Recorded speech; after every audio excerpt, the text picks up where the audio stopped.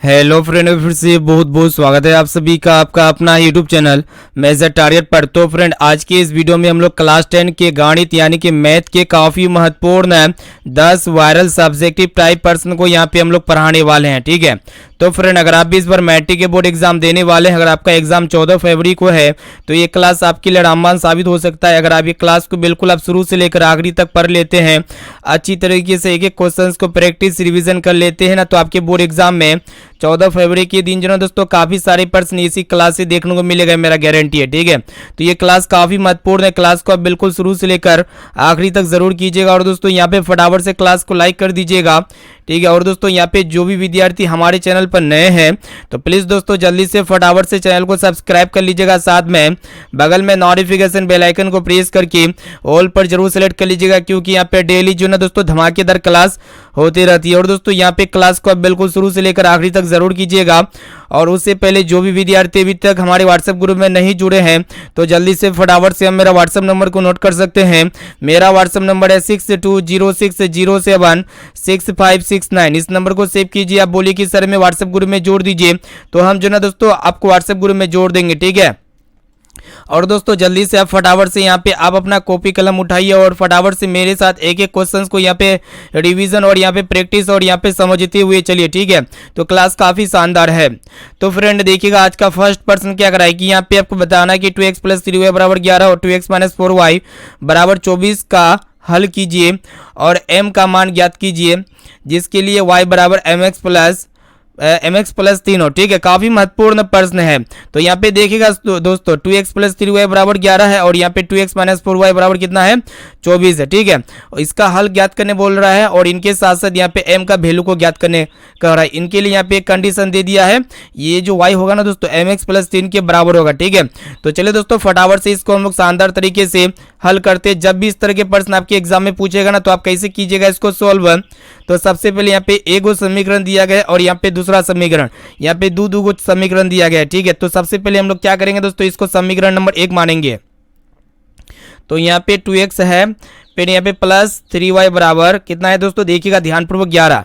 इसको आप क्या कीजिए दोस्तों, इसको समीकरण नंबर 1 मानिए और यहाँ पे देखिएगा ये आपका दूसरा समीकरण है, तो इसको आप समीकरण नंबर 2 मानिए, यानी कि 2x माइनस आपका हो जाएगा 4y बराबर 24। ठीक है, इसको आप क्या कीजिएगा दोस्तों, दूसरा समीकरण मानिए। ठीक है, उसके बाद हम लोग क्या करेंगे कि समीकरण 1 और समीकरण 2 से, ठीक है, यानी कि समीकरण 1 को समीकरण 2 से घटा देंगे। यहाँ लिख देते हैं कि समीकरण 1 तथा समीकरण 2 से। ठीक है, कंसंट्रेट होकर वीडियो को शुरू से लेकर आखिरी तक जरूर कीजिएगा, काफी महत्वपूर्ण क्लास आपके बोर्ड एग्जाम में पूछे जाएंगे।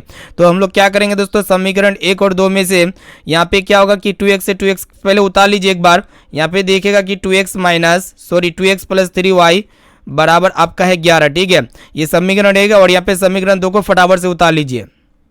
तो यहाँ पे समीकरण 2 में क्या दिया गया है कि 2x - 4y बराबर 24। ठीक है, तो हम लोग क्या करेंगे दोस्तों, इसको घटाएंगे। तो यहाँ पे माइनस का चिन्ह देंगे, माइनस से तो प्लस हो जाएगा और यहाँ पे माइनस हो जाएगा। यहाँ पे प्लस 2x और ये माइनस 2x, ये दोनों आपस में कैंसिलेशन हो जाएगा और यहाँ पे 4y और ये 3y कितना हो जाएगा दोस्तों, 7y हो जाएगा। तो ये 24 में जब 11 को घटाएंगे, यहाँ पे देखिएगा दोस्तों ध्यानपूर्वक, काफ़ी महत्वपूर्ण क्लास है। तो यहाँ पे हम लोग क्या करेंगे दोस्तों, घटाने का मतलब होता है कि यहाँ पे हम लोग क्या करेंगे, सभी को जो है ना सोल्व करेंगे। ठीक है, तो यहाँ पे 2x से 2x कैंसिल हो जा रहा है और यहाँ पे प्लस 4y और यहाँ पे 3y कितना हो जाएगा दोस्तों, देखिएगा यहाँ पे आपका 7y प्राप्त हो गया। ठीक है, फिर यहाँ पे हम लोग जब 24 में 11 को घटाएंगे, तो यहाँ पे कितना हो जाएगा दोस्तों, घटाइए, 4 में 1 गया 3 हो जाएगा और यहाँ पे 2 में 1 गया कितना हो जाएगा दोस्तों, 1 हो जाएगा। ठीक है, तो यहाँ पे माइनस कितना प्राप्त हुआ है, माइनस आपका 13 प्राप्त हुआ है। ठीक है, 13। हालांकि यहाँ पे कितना प्राप्त होना चाहिए दोस्तों, यहाँ पे आपका जो है ना 35 प्राप्त होना चाहिए। तो यहाँ पे हम क्या कर रहे हैं कि समीकरण 1 तथा 2 से, ठीक है, तो ये 2x और ये 2x कैंसिल हो जाएगा। ठीक है, प्लस माइनस कैंसिल हो जाएगा और यहाँ पे प्लस 4y और ये प्लस 3y, यहाँ पे कितना हो जाएगा दोस्तों, 7y हो जाएगा। यहाँ तक सही है। और यहाँ पे देखिएगा दोस्तों, यहाँ पे क्या है कि -24 है, यहाँ पे क्वेश्चन में ही गलत था इसीलिए सोल्व नहीं हो पा रहा था। यहाँ पे -24 है। ठीक है, प्रश्न में ही, तो यहाँ पे -24 है तो ये आपका प्लस हो जाएगा। ठीक है, तो यहाँ पे 24 और 11 कितना हो जाएगा दोस्तों, 35 हो जाएगा। कितना हो जाएगा, 35। तो इसीलिए यहाँ पे y का वैल्यू निकल के आ जाएगा, y बराबर कितना हो जाएगा दोस्तों, 35/7 हो जाएगा। इसको जब काटेगा तो 7 5 35 हो जाएगा। 5 टाइम्स में y का वैल्यू कितना आ गया, 35 आ गया। ठीक है, फिर हम लोग क्या करेंगे दोस्तों, समीकरण 1 में जो है ना समीकरण 1 में क्या करेंगे, y का मान रख देंगे। ठीक है, तो यहाँ पे लिख देते हैं समीकरण 1 में y का मान रखने पर, ठीक है, काफी महत्वपूर्ण क्लास है, y का मान रखने पर। ठीक है, तो फटाफट से समीकरण 1 में यहाँ पे y का मान को रख दीजिए। ठीक है, y का मान रखने पर तो सबसे पहले यहाँ पे हम लोग क्या करेंगे कि समीकरण 1 को उतार लेते हैं। तो यहाँ पे देखिएगा दोस्तों 2x प्लस आपका 3y बराबर कितना है, 11 है। ठीक है, एक काम करते हैं, यहाँ पे y की जगह 5 रखेंगे तो यहाँ पे x का वैल्यू इजीली निकल के आ जाएगा। तो यहाँ पे आपका हो जाएगा 2x प्लस 3 इंटू 5 बराबर 11, क्योंकि यहाँ पे y की जगह हमको 5 रखना है। फिर इसको आप सोल्व कीजिए, 2x प्लस 5 से 15 हो जाएगा, ये किसके इक्वल हो जाएगा, 11 के इक्वल हो जाएगा। तो आप एक काम कीजिए कि 2x को ऐसे जरानी दीजिए, तो यहाँ पे आपका हो जाएगा 11 प्लस 15, जब राइट साइड में जाएगा तो -15 हो जाएगा। और यहाँ पे 15 में 11 घटेगा तो कितना होगा दोस्तों, 4 में 1 गया तो आपका मतलब 5 में 1 गया तो 4 हो गया, और यहाँ पे 1 में 1 गया तो 0, यानी कि -4। 2x बराबर कितना आ गया दोस्तों, -4 आ गया। तो यहाँ पे x का वैल्यू कितना निकल के आ गया, -4/2, ये 2 गुना में था, राइट साइड में जाएगा तो बटे हो जाएगा, 2 दूना 4, यानी कि यहाँ पे x का वैल्यू कितना निकल के आ गया, 2 निकल के आ गया। ठीक है, तो यहाँ पे x और y का वैल्यू यानी कि दो चीज़ का वैल्यू यहाँ पे प्राप्त हो चुका है। तो अब जो है ना दोस्तों हम लोग क्या करेंगे, यहाँ पे देखिएगा y बराबर क्या है कि mx प्लस 3 है ना, मतलब m का मान क्या करेंगे दोस्तों, m का मान के लिए। ठीक है, m का मान हम लोग ज्ञात करेंगे। m का मान को ज्ञात करने के लिए हम लोग क्या करेंगे, यहाँ पे सिंपली x और y का मान को रख देंगे। ठीक है, m का मान तो कैसे ज्ञात करेंगे, तो सबसे पहले इसको ये वाला समीकरण जो है ना इसको उतार लीजिए एक बार। तो यहाँ पे देखिएगा y बराबर कितना है, mx प्लस 3 है। ठीक है, mx प्लस 3, तो यहाँ पे y की जगह हम लोग कितना रखेंगे, 5 रखेंगे, वैल्यू को रखते हैं 5 बराबर m, x की जगह कितना रखना है, 2 रखना है। तो यहाँ पे m को जब 2 से गुना करेंगे तो 2m हो जाएगा प्लस 3। एक काम कीजिए कि 2m को ऐसे जराने दीजिए, तो यहाँ पे 2m बराबर कितना हो जाएगा दोस्तों, 5 - 3, तो ये घटेगा तो कितना आएगा, 2 आएगा, यानी कि 2m बराबर 2, अर्थात m बराबर हो जाएगा 2/2। इसको जब काटेगा तो फर्स्ट टाइम में यानी कि 2 1 का 2 हो जाएगा। ठीक है, तो यहाँ पे m का वैल्यू 1 आ चुका है, जो कि -1 आएगा। m का वैल्यू कितना आना चाहिए दोस्तों, यहाँ पे कमेंट सेक्शन में जाके बता सकते हैं। तो देखिएगा ध्यानपूर्वक, हम लोग यहाँ पे क्या किए कि 2m को जो है ना ऐसे चढ़ाने दिए और 3 को जो है ना 5 की तरफ भेज दिए। ठीक है, तो यहाँ पे 2m बराबर 5 - 3 हो जाएगा, तो यहाँ पे 2m बराबर 2 हो गया। ठीक है, तो यहाँ पे m बराबर कितना आ गया दोस्तों, 1 आ गया। ठीक है, हालांकि यहाँ पे x का मान कितना आया था, -2 आया था। कितना आया था, -2। तो यहाँ पे x की जगह कितना लिखना होगा आपको, x की जगह -2 लिख दीजिए, यहाँ पे x की जगह -2 लिख दीजिए। ठीक है, तो ये आपका -2m हो जाएगा, -2m। तो यहाँ पे m की जगह m का मान कितना आएगा दोस्तों, -1 आएगा। ठीक है, उम्मीद करते हैं प्रश्न आपको काफ़ी अच्छी तरीके से समझ में आ चुका होगा। तो फ्रेंड, जब भी इस तरह के प्रश्न आपके एग्जाम में पूछे ना, तो चुटकियों में कुछ इस प्रकार हल कर सकते हैं शानदार तरीके से। ठीक है, तो यहाँ पे जो भी विद्यार्थी अभी तक चैनल को सब्सक्राइब नहीं किए हैं तो फटाफट से चैनल को सब्सक्राइब कर लीजिएगा, साथ में बगल में नोटिफिकेशन बेल आइकन को प्रेस करके जो है ना ऑल पर जरूर सेलेक्ट कर लीजिएगा, क्योंकि यहाँ पे जो है ना दोस्तों डेली धमाकेदार क्लास होती रहती है। चलिए देखते हैं यहाँ पे नेक्स्ट क्वेश्चन की तरफ बढ़ चलते हैं, जो कि आपके बोर्ड एग्जाम में 100% पूछे जाएंगे, मेरा गारंटी है। ठीक है, तो फ्रेंड यहाँ पे आपको बताना है कि 6x² - 3 - 7x के शून्य ज्ञात कीजिए। ठीक है, इसका शून्य ज्ञात करना है और इनके साथ साथ शून्य को और गुणांकों के बीच की सत्यता की संबंध की जांच भी करना है। ठीक है, तो सबसे पहले हम लोग क्या करेंगे कि 6x² - 3 - 7x है ना, इसका हम लोग पहले क्या करेंगे दोस्तों, इसका शून्य अर्थात मूल ज्ञात करेंगे। ठीक है, तो चलिए फटाफट से इसको हल करते हैं दोस्तों शानदार तरीके से। तो यहाँ पे एक काम कीजिए, यहाँ पे हल लिख सकते हैं। ठीक है, हल या फिर सॉल्यूशन भी कर सकते हैं, इसको आप बढ़िया तरह से लिख लीजिए। यहाँ पे सॉल्यूशन लिख देते हैं, देखने में अच्छा लगेगा, सॉल्यूशन। ठीक है, तो फ्रेंड यहाँ पे देखिएगा जो डाटा दिया हुआ है ना, इसकी मदद से सबसे पहले हम लोग शून्य ज्ञात करते हैं। तो 6x² है, -3 है, फिर यहाँ पे -7x है। इसको आप जो है ना दोस्तों व्यापक फॉर्म में लिख दीजिए। द्विघात समीकरण का जो व्यापक रूप होता है द्विघात बहुपद का क्या होता है, x² + bx + c होता है, यानी कि यहाँ पे पहले x² को लेंगे, फिर यहाँ पे प्लस bx को लेंगे, फिर यहाँ पे प्लस c को लेंगे। ठीक है, इस फॉर्म में आ गया।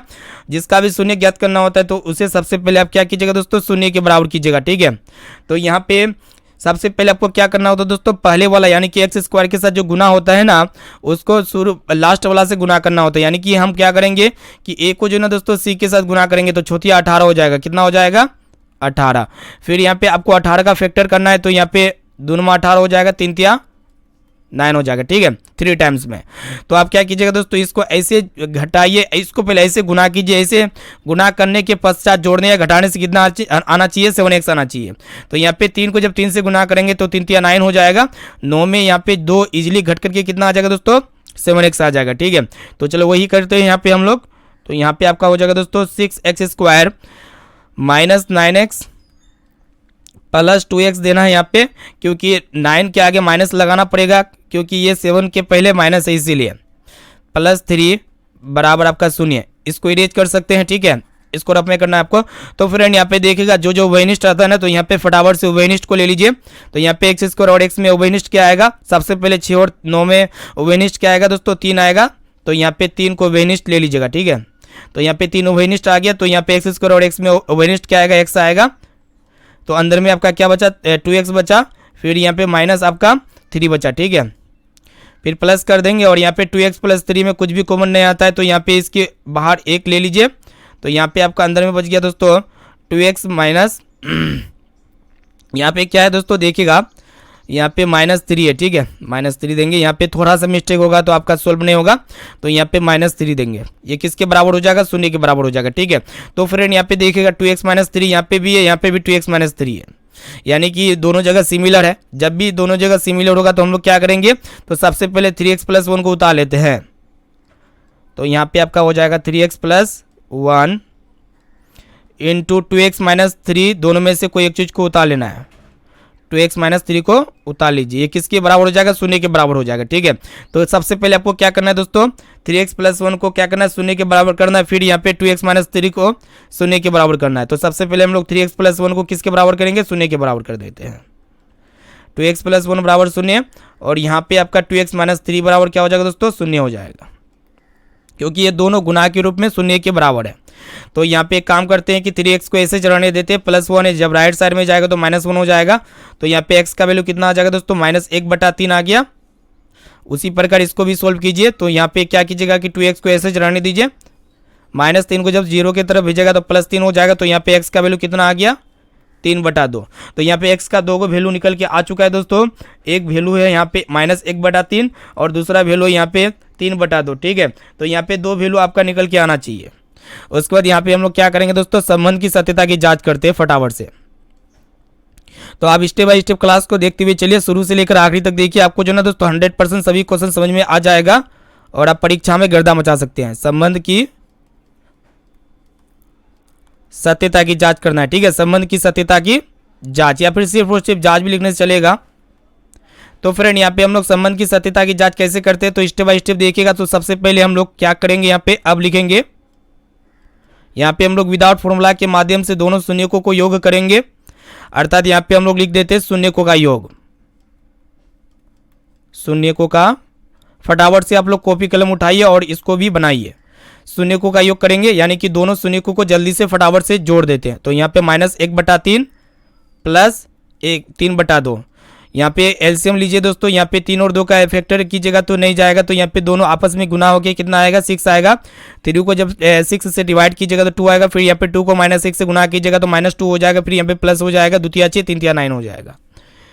अब यहाँ पे क्या होगा कि 9 में जब 2 को घटाएंगे तो यहाँ पे कितना प्राप्त होगा, 7 प्राप्त होगा, 7/6। यहाँ पे हम लोग विदाउट फॉर्मूला के माध्यम से इसका शून्यकों का योग ज्ञात कर चुके हैं, जो कि यहाँ पे 7/6 आया हुआ है। फिर यहाँ पे आप क्या कीजिएगा दोस्तों, शून्यकों का गुणनफल भी ज्ञात कर लीजिए। स्टेप बाय स्टेप देखिए, यहाँ पे पूरा आपको समझ में आ जाएगा, ठीक है, शून्यकों का गुणनफल, ठीक है। तो यहाँ पे शून्यकों का गुणनफल फटाफट से ज्ञात कर लेते हैं, यानी कि दोनों शून्यकों को विदाउट फॉर्मूला के माध्यम से फटाफट से गुना कर देते हैं। तो एक शून्य -1/3 है, दूसरा शून्य 3/2 है। तो आप क्या कीजिए कि दोनों को गुना कर दीजिए। यहाँ पे -1/3 गुना 3/2। तो यहाँ पे क्या होगा दोस्तों, ऊपर नीचे 3 कैंसिल हो जाएगा। तो यहाँ पे -1 को जब 1 से गुना करेंगे तो -1 प्राप्त होगा, फिर यहाँ पे /2, ठीक है। तो यहाँ पे अब दोनों शून्यकों का योग भी ज्ञात कर लिए हैं और यहाँ पे गुणनफल भी हम लोग ज्ञात कर चुके हैं, ठीक है। अब आपको क्या करना है दोस्तों, फॉर्मूला के द्वारा जो है ना आपको फॉर्मूला लगाना है, ठीक है। यहाँ पे फिर लिख सकते हैं। अब फॉर्मूला के माध्यम से हम लोग दोनों शून्यकों को क्या करेंगे, योग करेंगे, यानी कि अल्फा प्लस बीटा करेंगे, ठीक है। तो फ्रेंड आपको पता होना चाहिए अल्फा प्लस बीटा बराबर क्या होते हैं, -b/a होते हैं। तो फ्रेंड यहाँ पे माइनस पहले से तो माइनस को ऐसे रहने दीजिए, और बी जो है ना दोस्तों एक्स का गुणांक होगा जो कि यहाँ पे -7 दिया गया है, तो यहाँ पे आपको -7 हो जाएगा बी बटा ए जो होगा ना दोस्तों यहाँ पे 6 हो जाएगा। ठीक है, तो यहाँ पे ऊपर में क्या हो रहा है कि माइनस माइनस प्लस हो जा रहा है, यानी कि +7/6 हो जाएगा। फिर यहाँ पे हम लोग क्या करेंगे कि फॉर्मूला के माध्यम से अल्फा इंटू बीटा ज्ञात करेंगे, यानी कि गुणनफल ज्ञात करेंगे दोनों शून्यकों का। तो अल्फा इंटू बीटा बराबर क्या होते हैं, सी बटा ए होते हैं। तो फ्रेंड यहाँ पे सी जो कांस्टेंट होती है, जो सबसे लास्ट में यहाँ पे -3 दिया गया है, बटा ए जो कि यहाँ पे 6 दिया गया है x² का कोफिशिएंट। इसको जब हम लोग काटेंगे तो 3 का 3 दूना 6 हो जाएगा, यानी कि -1/2।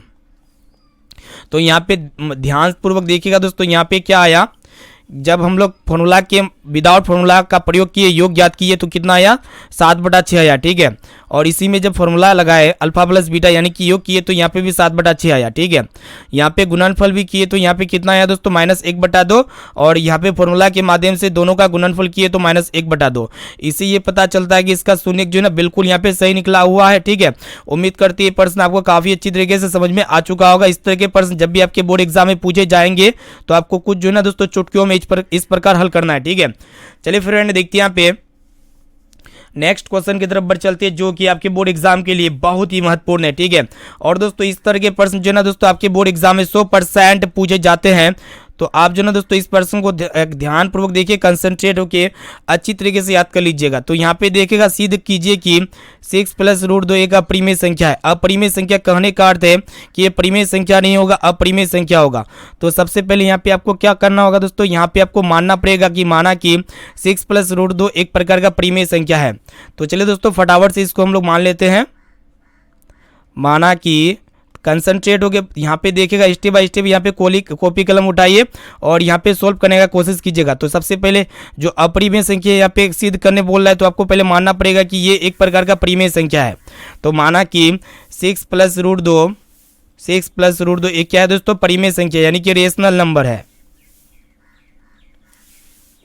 परिमेय संख्या है। ठीक है, इतना कर सकते हैं। ठीक है, जब ये परिमेय संख्या होगा तो ये P/Q के फॉर्म में इसको हम लोग इजीली व्यक्त कर सकते हैं। तो हम लोग क्या करेंगे कि 6 + √2 को हम जो है ना दोस्तों P/Q के फॉर्म में लिख देते हैं। ठीक है, और यहाँ पे एक कंडीशन भी लिख लीजिए ताकि एग्जामिनर को काफ़ी अच्छी तरीके से समझ में आएगा, जहाँ P तथा Q क्या होगा दोस्तों, पूर्णांक इंटीजर्स नंबर होगा, यानी कि P तथा Q क्या होगा, पूर्णांक संख्या होगा। ठीक है,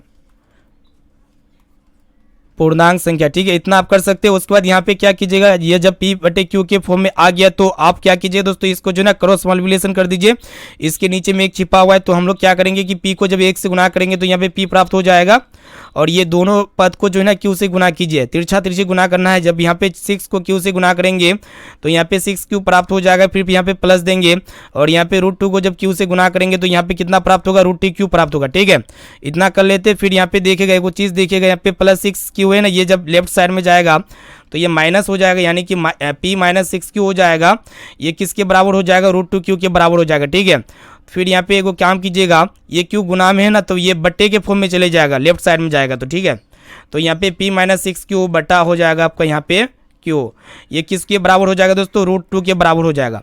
एगो यहाँ पे देखिएगा ध्यानपूर्वक, यहाँ पे क्या हो रहा है कि P - 6Q बटा Q है, ये एक प्रकार का क्या है दोस्तों, परिमेय संख्या है। क्या है दोस्तों, परिमेय संख्या, यानी कि ये बट्टे के फॉर्म में है, तो ये आपका क्या है, परिमेय संख्या है। ठीक है, रेशनल नंबर है ये बराबर। और यहाँ पे देखिएगा दोस्तों, ये √2 एक प्रकार का क्या है, अपरिमेय संख्या, यानी कि रेशनल नंबर है, अपरिमेय संख्या। ठीक है, तो यहाँ पे क्या है कि परिमेय संख्या कभी भी अपरिमेय संख्या के बराबर नहीं हो सकता है, जो संभव नहीं है। तो यहाँ पे लिख दीजिएगा जो संभव नहीं है। ठीक है, इतना कर सकते हो। उसके बाद यहाँ पे हैंस में अतः में लिख दीजिएगा, अतः 6 + √2 मतलब √2 जो है ना एक अपरिमेय संख्या है। तो यहाँ पे लिख दीजिए 6 + √2 एक अपरिमेय संख्या है। ठीक है, इतना कर सकते हैं। ये आपका प्रूफ हो गया। अगर आप इस तरह स्टेप बाय स्टेप बनाते हैं तो आपके एग्जाम में जो है ना दोस्तों, ये वाला प्रश्न से 2 मार्क्स यहाँ पे फिक्स है। इस तरह के प्रश्न बोर्ड एग्जाम में 100% लड़ेंगे ही लड़ेंगे।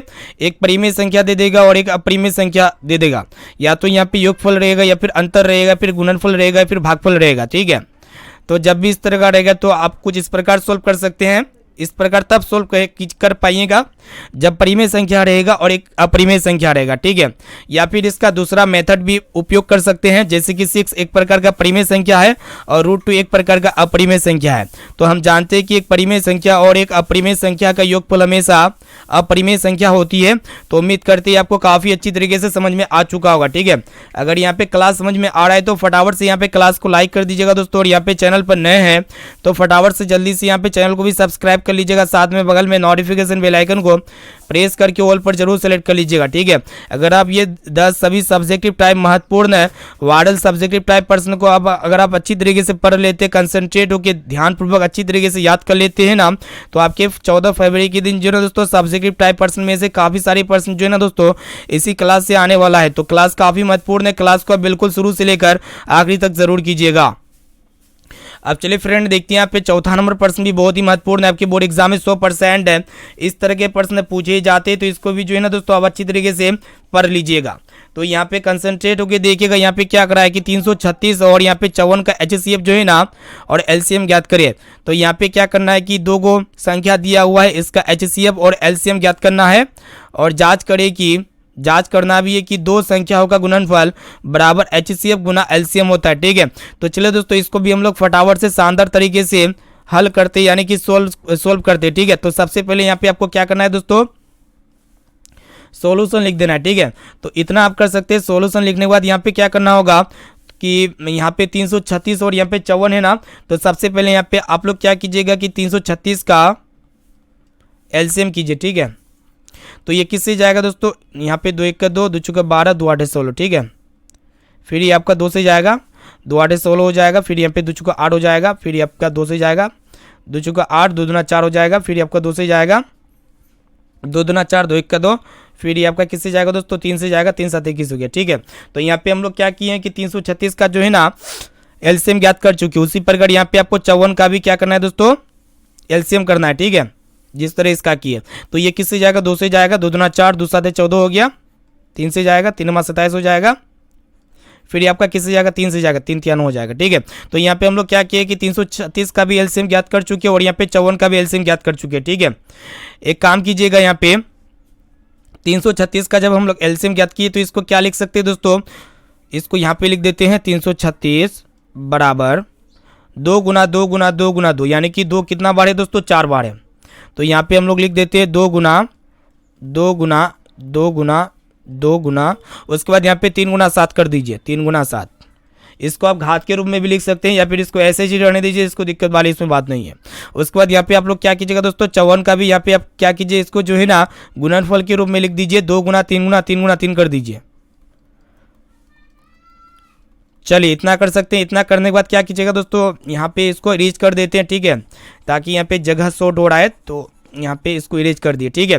तो आपको पता होना चाहिए दोस्तों, यहाँ पे हम लोग क्या करेंगे कि दोनों का HCF ज्ञात करेंगे, ठीक है। यानी कि यहाँ पे आपका हो जाएगा 336, 54 का क्या करेंगे दोस्तों, HCF यानी कि मासा।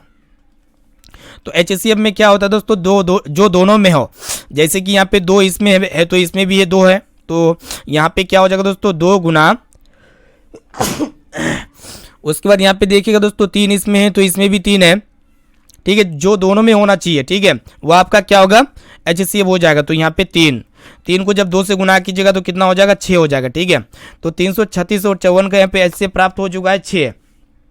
उसके बाद यहाँ पे एक काम कीजिएगा, 336 और 54 का क्या कीजिएगा दोस्तों, LCM भी ज्ञात करना है।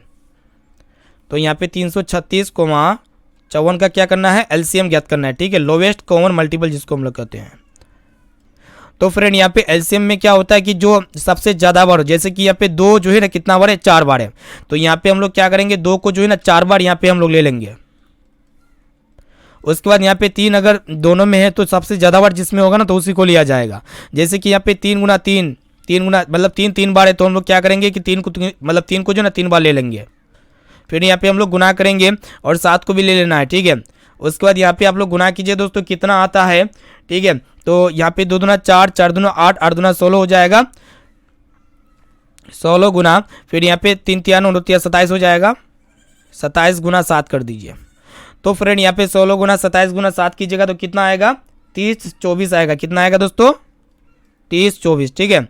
तो यहाँ पे दोनों का HCF भी ज्ञात कर लिए हैं और यहाँ पे दोनों का LCM भी ज्ञात कर लिए हैं। उसके बाद यहाँ पे आपको क्या करना है दोस्तों, जांच करना है। क्या करना है, जांच।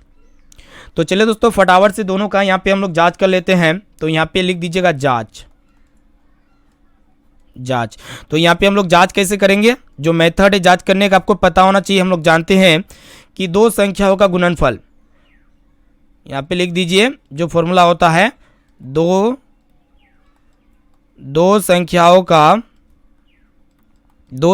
का गुणनफल ये किसके बराबर होते हैं, HCF गुना LCM के गुणनफल के बराबर होते हैं।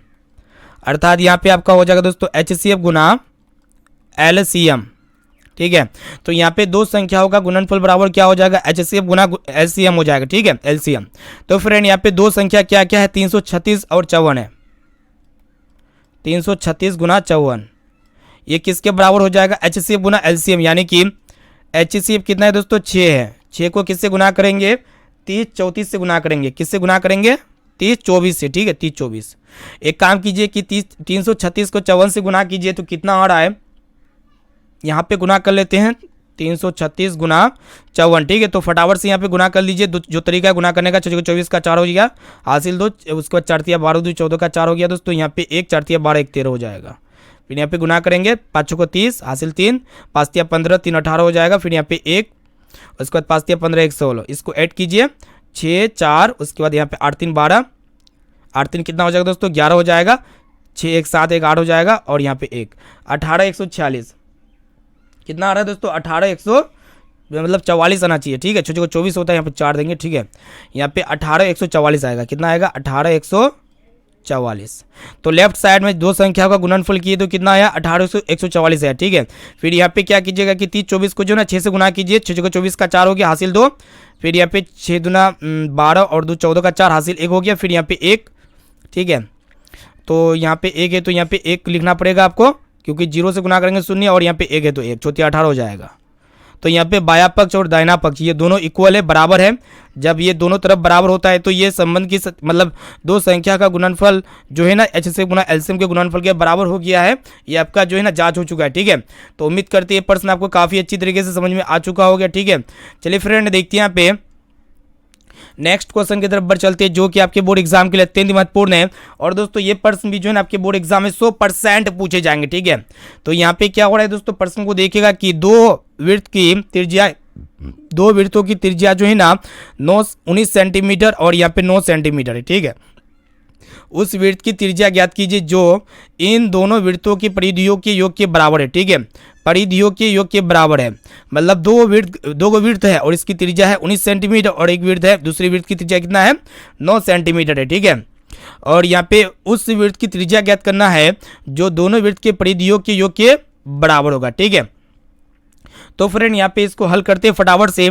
मान लीजिए एक वृत्त ये है, ये एक प्रकार का सर्किल है, ठीक है। या फिर इसको यहाँ पे शानदार तरीके से ड्रॉ करते हैं ताकि आपको स्टेप बाय स्टेप समझ में आया, ठीक है, पूरा समझ में आए। तो यहाँ पे एक प्रकार का सर्किल ले लेते हैं। तो फ्रेंड यहाँ पे देखिएगा ध्यानपूर्वक, कंसंट्रेट होकर क्लास को देखिए, क्लास काफ़ी शानदार है।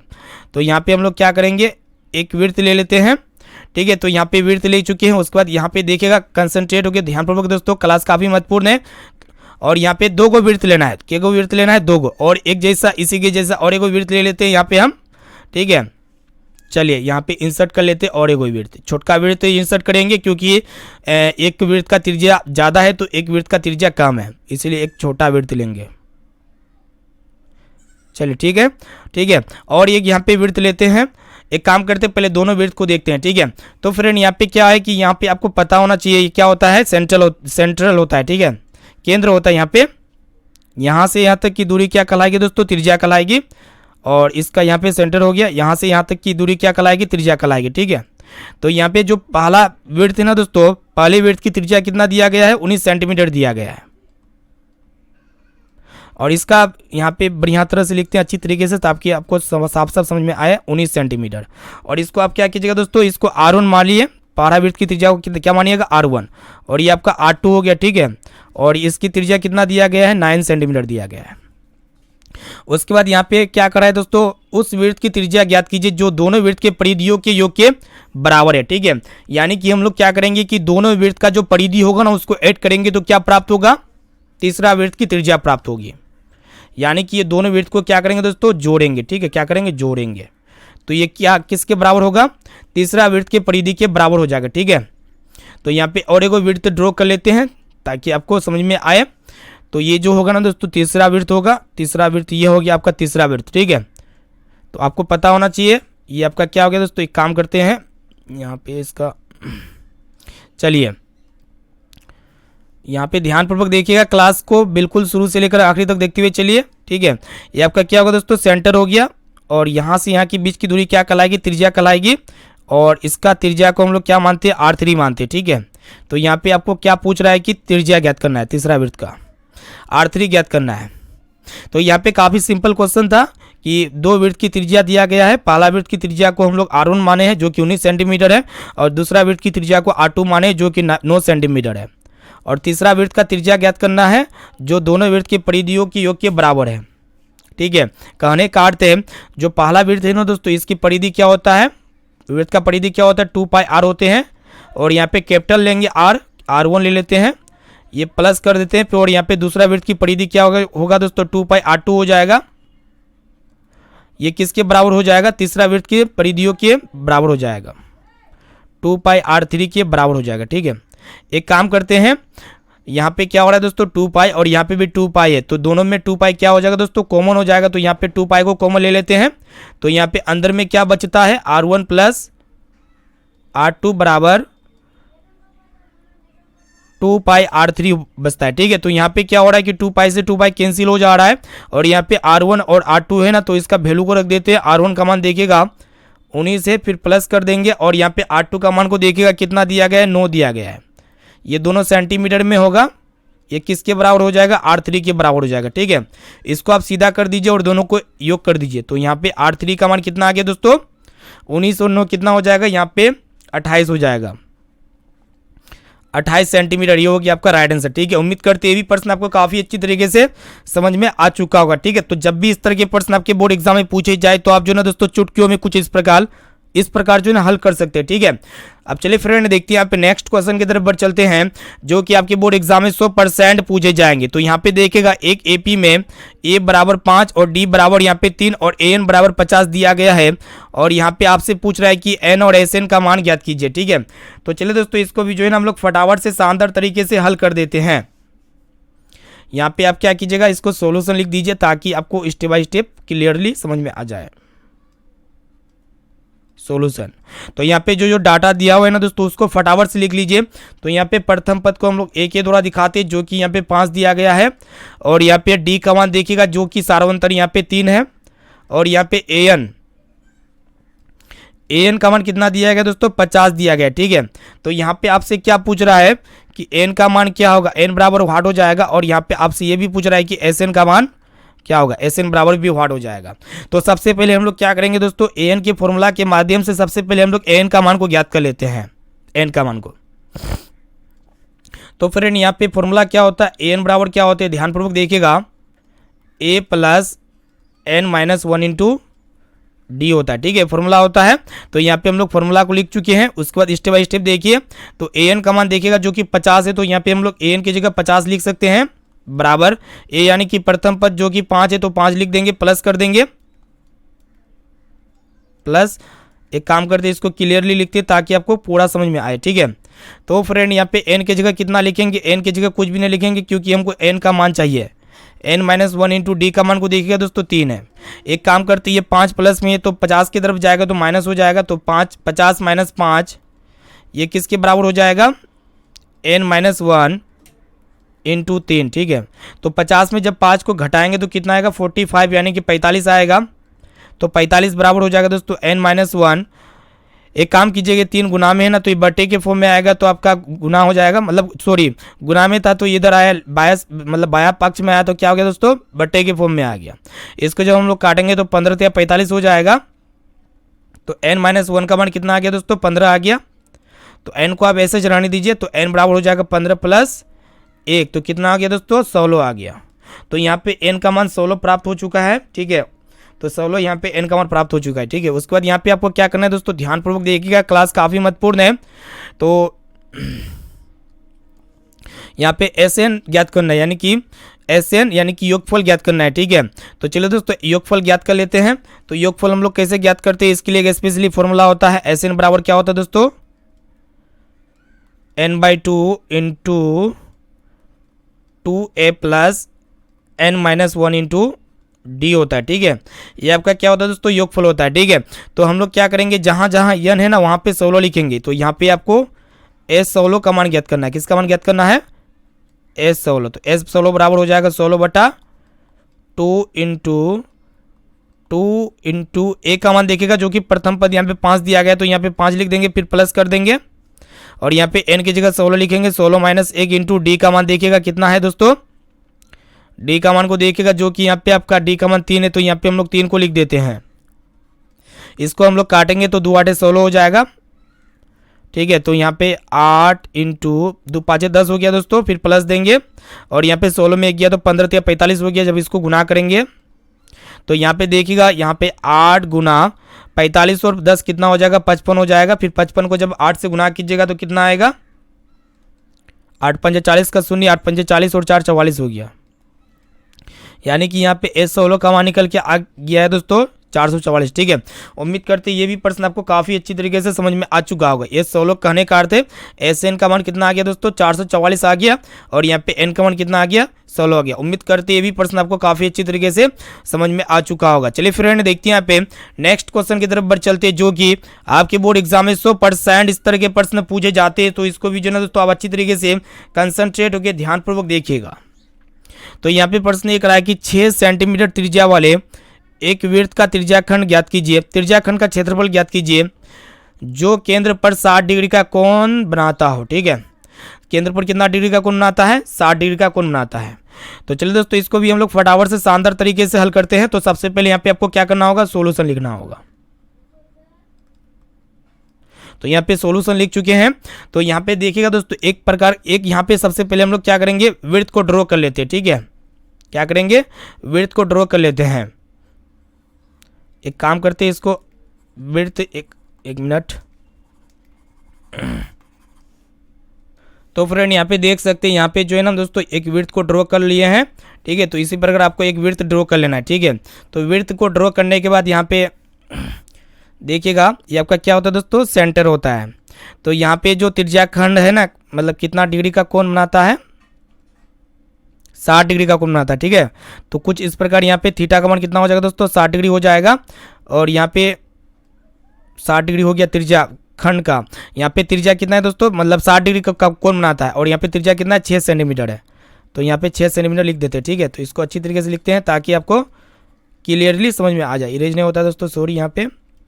तो यहाँ पे आपका क्या हो गया, सेंटर हो गया यहाँ से यहाँ तक की, ये हो गया आपका 6 सेंटीमीटर, ठीक है। और ये आपका थीटा का मान कितना है, 60 डिग्री। तो यहाँ पे 2 चीज़ प्राप्त हो चुका है।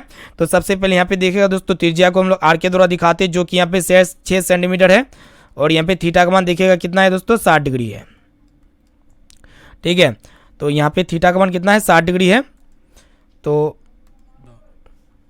थीटा बराबर 60 डिग्री, ठीक है। तो यहाँ पे 2 चीज़ प्राप्त हो चुका है, प्राप्त है आर बराबर 6 सेंटीमीटर और यहाँ पे थीटा बराबर 60 डिग्री। तो एक फॉर्मूला होता है त्रिज्याखंड का क्षेत्रफल को ज्ञात करने के लिए। फॉर्मूला लिखते हैं यहाँ पे फटाफट से, त्रिज्याखंड का क्षेत्रफल। तो फ्रेंड यहाँ पे देखिएगा त्रिज्याखंड का क्षेत्रफल बराबर क्या होता है, थीटा बटे 360 डिग्री इंटू πr²। क्या होता है, थीटा बटे 360 डिग्री πr² होता है, ठीक है। तो फ्रेंड यहाँ पे देखिएगा थीटा का मान कितना दिया गया, 60 डिग्री दिया गया। तो 60 डिग्री बटे यहाँ पे आपका कितना हो जाएगा, 360 हो जाएगा, इंटू पाई का वैल्यू यहाँ पे फटाफट से रखते हैं। तो यहाँ पे 22/7 हो जाएगा पाई का वैल्यू, इंटू आर की जगह हम लोग क्या करेंगे, 6 रखेंगे, 6 का स्क्वायर कर देंगे, यानी कि 6 को 2 बार गुना कर देंगे। तो यहाँ पे 6 × 6 = 36 हो जाएगा। 6 टाइम में यहाँ पे 360 कट जाएगा और यहाँ पे 6 से भी 6 कैंसिल हो गया। फिर यहाँ पे ऊपर से इसको ऊपर गुना करेंगे। तो यहाँ पे 6 × 2 = 12 हो गया, 6 × 2 = 12 = 13, यानी कि 132/7। और यहाँ पे क्षेत्रफल है तो सेंटीमीटर स्क्वायर में इसका राइट आंसर हो जाएगा 132/7 सेंटीमीटर स्क्वायर। ठीक है, उम्मीद करते हैं भी प्रश्न आपको काफी अच्छी तरीके से समझ में आ चुका होगा। ठीक है, जब भी इस तरह के प्रश्न आपके बोर्ड एग्जाम में पूछे तो इसको जो है ना दोस्तों आप चुटकियों में हल कर सकते हैं। ठीक है, चलिए देखते हैं यहाँ पे नेक्स्ट क्वेश्चन की तरफ बढ़ चलते हैं, जो कि आपके बोर्ड एग्जाम के लिए बहुत ही महत्वपूर्ण है। तो यहाँ पे आपसे पूछ रहा है कि उस त्रिभुज का क्षेत्रफल ज्ञात कीजिए जिसके शीर्ष है 2,3 -1,0 और यहाँ पे 2,-4 है। ठीक है, तो सबसे पहले यहाँ पे हम लोग क्या करेंगे दोस्तों, इसका सोल्यूशन लिख देते हैं। ठीक है, तो सोल्यूशन लिखने के बाद यहाँ पे आपको क्या करना है दोस्तों, सबसे पहले यहाँ पे एक प्रकार का त्रिभुज बना लेना है। ठीक है, तो फटाफट से यहाँ पे एक त्रिभुज को ड्रॉ कर लेते हैं। तो ये हो गया आपका एक त्रिभुज। ठीक है, तो यहाँ पे हम लोग क्या किए दोस्तों, त्रिभुज को ड्रॉ कर लिया। ठीक है, तो इसी प्रकार यहाँ पे आपको त्रिभुज को ड्रॉ कर लेना है और यहाँ पे त्रिभुज को ड्रॉ करने के बाद क्या करना है दोस्तों, मानना पड़ेगा। ठीक है, क्या करना होगा, मानना पड़ेगा। तो मानते हैं यहाँ पे, माना कि तो यहाँ पे माना कि a बराबर कितना हो जाए दोस्तों, पहला जो त्रिभुज का निर्देशांक है ना 2,3 है, और यहाँ पे b बराबर मानते हैं, b बराबर कितना है दोस्तों -1,0 है, और यहाँ पे c बराबर देखिएगा कितना दिया गया है 2,-4 है। ठीक है, तो यहाँ पे a हो गया, ये b हो गया दोस्तों, और ये आपका क्या हो गया, c हो गया ना। तो यहाँ पे ए बी सी त्रिभुज का 3 को शीर्ष हो गया। तो यहाँ पे a का कोऑर्डिनेशन कितना दिया गया है 2,3, और यहाँ पे b जो कि यहाँ पे -1,0 है, और c जो कि यहाँ पे आपका है 2,-4। ठीक है, तो आपको पता होना चाहिए दोस्तों त्रिभुज का क्षेत्रफल की एक स्पेशली फॉर्मूला होता है। ठीक है, आपको ये भी पता होना चाहिए दोस्तों, ये जो होते हैं ना x1 और ये y1 होते हैं, ये आपका क्या होते हैं x1 होते हैं और ये आपका y1 होते हैं, और ये जो होते हैं ना दोस्तों आपका ये x2 होते हैं और ये आपका y2 होगा, और ये आपका x3 होगा और ये आपका y3 होगा। ठीक है, तो यहाँ पे देखिएगा त्रिभुज का क्षेत्रफल के लिए एक स्पेशली फॉर्मूला होता है, उसको एक बार लिख लेते हैं। त्रिभुज का क्षेत्रफल बराबर क्या होगा दोस्तों, 1/2 into x1 into y2 - y3 plus x2 into y3 - y1 plus x3 into y1 - y2। तो इस फॉर्मूला को आपको अच्छी तरीके से लिख लेना है। ठीक है, तो इसको लिखने के बाद यहाँ पे हम लोग क्या करेंगे, फटाफट से वैल्यू रखते हैं, उसके बाद इसको कैलकुलेशन करेंगे तो यहाँ पे आपका आंसर इजीली प्राप्त हो जाएगा। तो यहाँ पे 1/2 कर देते हैं, इंटू हो जाएगा 2। फ्रेंड यहाँ पे x1 की जगह क्या लिखेंगे, यहाँ पे 2 लिखेंगे, 2 इंटू y2 के जगह कितना लिखेंगे, y2 का मान देखिएगा जो कि यहाँ पे 0 है, 0 माइनस y3 का मान देखिएगा जो कि -4 दिया गया, माइनस माइनस प्लस हो जाएगा, प्लस कर देते। और यहाँ पे x2 की जगह कितना लिखेंगे, -1 लिखेंगे, -1 इंटू y3 की जगह कितना लिखेंगे, -4। तो यहाँ पे -4 माइनस y1 की जगह कितना लिखेंगे, 3 लिखेंगे, फिर यहाँ पे प्लस कर देंगे। और यहाँ पे x3 की जगह कितना लिखेंगे, -x3 की जगह यहाँ पे 2 लिखेंगे, इंटू कर देंगे y1 - y2। y1 का मान देखिएगा जो कि यहाँ पे 3 दिया गया है, तो यहाँ पे 3 को लिख देते हैं, माइनस कर देंगे। और यहाँ पे y2 का मान को देखिएगा जो कि यहाँ पे 0 दिया गया है। इसको हम लोग फटाफट से सोल्व करते हैं, उसके बाद यहाँ पे देखते हैं क्या होता है। तो यहाँ पे 1/2 है, तो 1/2 यहाँ पे लिख देते, 1/2 इंटू 0 प्लस 4 कितना हो जाएगा दोस्तों, 4 हो जाएगा। फिर यहाँ पे प्लस माइनस माइनस होता है जो कि यहाँ पे 1 हो जाएगा, उसके बाद -4 और -3 -7 हो जाएगा। ठीक है, फिर प्लस कर देते हैं और यहाँ पे 2 गुने 3, 3 में सुने गया 3। तो फ्रेंड यहाँ पे देखिएगा ध्यानपूर्वक, यहाँ पे क्या हो रहा है कि 1/2 इंटू 4 दूना 8 हो जाएगा। फिर यहाँ पे माइनस माइनस प्लस हो जाएगा, 7 का 7 हो गया। फिर यहाँ पे 3 दूना 6 हो गया, यानी कि यहाँ पे 1/2 हो जाएगा। उसके बाद क्या कीजिएगा, इसको जोड़िए दोस्तों, कितना होता है यहाँ पे 8 और 6 कितना हो जाएगा, तो 14 हो जाएगा। 14 और यहाँ पे 7 कितना हो गया, 21। 21 को 1 से गुना कीजिएगा तो कितना होगा दोस्तों, 21/2 हो जाएगा। ये हो गया आपका राइट आंसर। ठीक है, उम्मीद करते हैं ये भी प्रश्न आपको काफी अच्छी तरीके से समझ में आ चुका होगा। जब भी इस तरह के प्रश्न पूछे आपके एग्जाम में तो चुटकियों में कुछ इस प्रकार हल कर सकते हैं। ठीक है, चलिए देखते हैं यहाँ पे नेक्स्ट क्वेश्चन की तरफ बढ़ चलते हैं, जो कि त्रिकोणमिति का प्रश्न है। बोर्ड एग्जाम में 100% पूछे जाते इस तरह के प्रश्न है।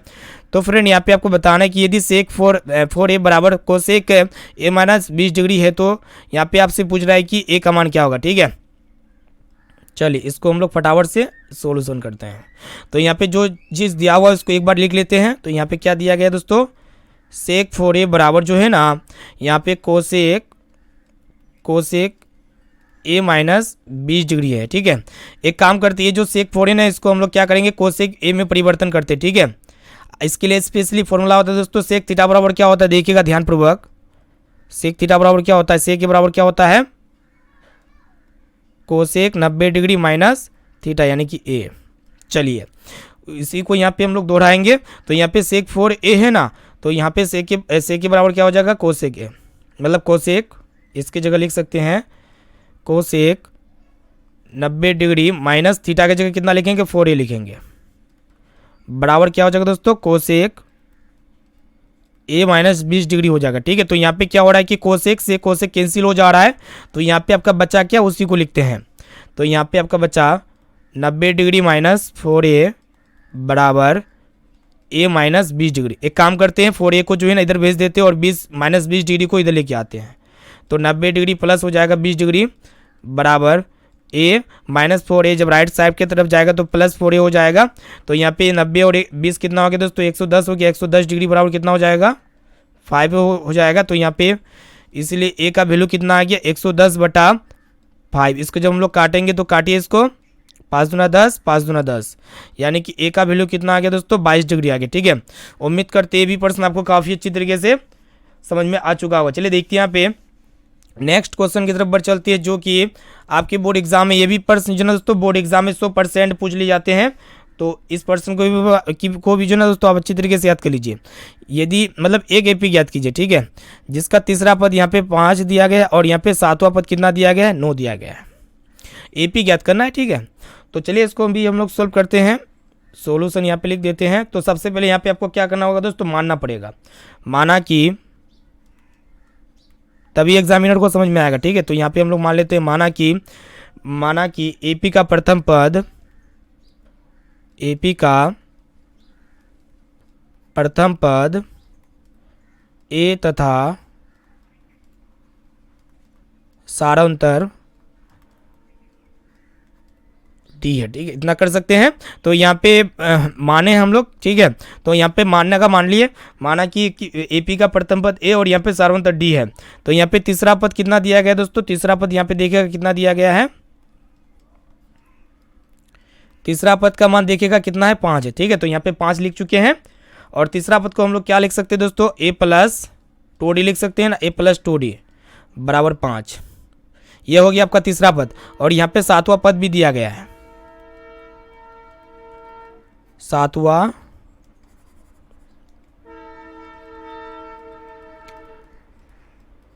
पद का मान कितना है दोस्तों, 9 है। ठीक है, तो सातवां पद को हम लोग क्या लिख सकते हैं, a प्लस 6d लिख सकते हैं बराबर 9। एक काम कीजिए, इसको आप समीकरण 1 मानिए और इसको आप समीकरण 2 मानिए। ठीक है, तो यहाँ पे समीकरण 1 तथा समीकरण 2 से, समीकरण 1 तथा समीकरण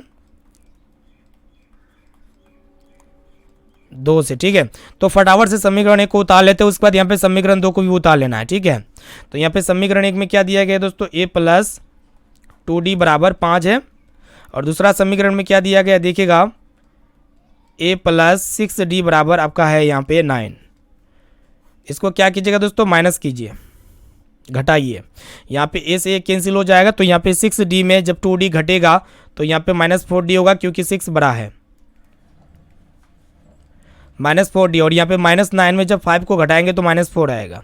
तो यहाँ पे क्या हो रहा है दोस्तों, यहाँ पे माइनस माइनस प्लस हो गया पहले, और यहाँ पे d का मान 4/4, यानी कि d का मान कितना आ गया दोस्तों, 1 आ गया। ठीक है, तो यहाँ पे d का मान प्राप्त हो चुका है। फिर हम लोग क्या करेंगे कि d का मान यहाँ पे लिखते हैं, d का मान समीकरण 1 में रखेंगे तो इससे हमें a का मान प्राप्त हो जाएगा। समीकरण 1 में रखने पर, ठीक है। तो चलिए दोस्तों हम लोग डी का मान क्या क्या करेंगे, समीकरण 1 में रखेंगे। तो डी का मान देखिएगा, पहले समीकरण 1 को उतार लीजिएगा। तो यहाँ पे समीकरण 1 में आपका क्या दिया गया है, a + 2d बराबर यहाँ पे 5 दिया गया है। तो यहाँ पे हम लोग a को ज्ञात करेंगे। तो इसके लिए यहाँ पे a को ऐसे रहने देते हैं, d की जगह हम लोग कितना रखेंगे, 1 रखेंगे, बराबर 5 हो जाएगा। तो फ्रेंड यहाँ पे a + 2 को 1 से गुना करेंगे तो 2 हो जाएगा, फिर यहाँ पे बराबर 5। तो यहाँ पे a बराबर कितना हो जाएगा दोस्तों, 5 - 2, यानी कि यहाँ पे a का मान 3 प्राप्त हो चुका है। तो यहाँ पे a का मान कितना प्राप्त हो चुका है, 3 प्राप्त हो चुका है। और यहाँ पे d का भी मान हमें प्राप्त हो चुका है, ठीक है। उसके बाद यहाँ पे देखिएगा दोस्तों एपी हमें ज्ञात करना है। क्या ज्ञात करना है, एपी। तो यहाँ पे हम लोग साइड में इसको ज्ञात कर लेते हैं एपी।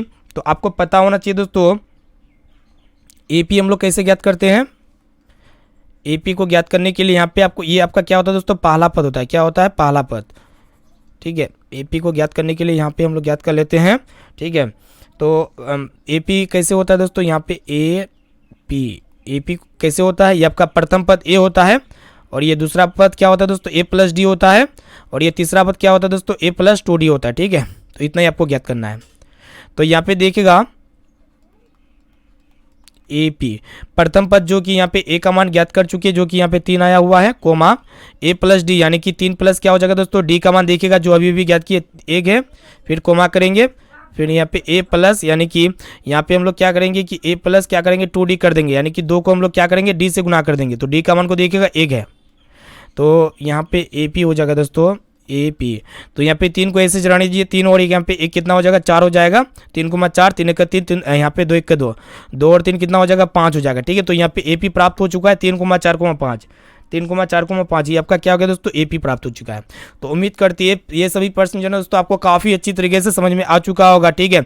और दोस्तों यहाँ पे जो भी विद्यार्थी अभी तक क्लास को लाइक नहीं किए हैं तो फटाफट से क्लास को लाइक कर दीजिएगा दोस्तों। और यहाँ पे चैनल पर नए हैं ना तो प्लीज़ दोस्तों जल्दी से आप फटाफट से चैनल को भी सब्सक्राइब कर लीजिएगा, साथ में बगल में नोटिफिकेशन बेल आइकन को प्रेस करके जो है दोस्तों ऑल पर जरूर सेलेक्ट कर लीजिएगा, क्योंकि यहाँ पे डेली जो है दोस्तों धमाकेदार क्लास होती रहती है। फिर मिलते हैं यहाँ पे नेक्स्ट क्लास में दोस्तों, ठीक है। और यहाँ पे जो भी विद्यार्थी अभी तक हमारे व्हाट्सएप ग्रुप में नहीं जुड़े हैं तो फटाफट से आप मेरा व्हाट्सएप नंबर को नोट कीजिए। मेरा व्हाट्सएप नंबर है 6206076569, ठीक है। इस नंबर को सेव कीजिए, आप बोलिए कि सर मैं व्हाट्सएप ग्रुप में जोड़ दीजिए, तो हम जो है दोस्तों आपको व्हाट्सएप ग्रुप में जोड़ देंगे, ठीक है। तो इस वीडियो को अपने दोस्तों में जरूर शेयर कीजिएगा ताकि वो भी बोर्ड एग्जाम की तैयारी काफी अच्छी तरीके से कर सके। और यहाँ पे जो भी विद्यार्थी को क्लास का टाइम पता नहीं है तो यहाँ पे 1 बजे दोपहर में डेली क्लास होती है, और यहाँ पे शाम 6 बजे डेली क्लास होती है, और यहाँ पे रात्रि 9 बजे डेली क्लास होती है। तो ये सभी क्लास को जो है दोस्तों आपको डेली करना है। तो फिर मिलती है यहाँ पे नेक्स्ट क्लास में दोस्तों। आज के लिए इतना ही दोस्तों, थैंक यू, वंदे मातरम।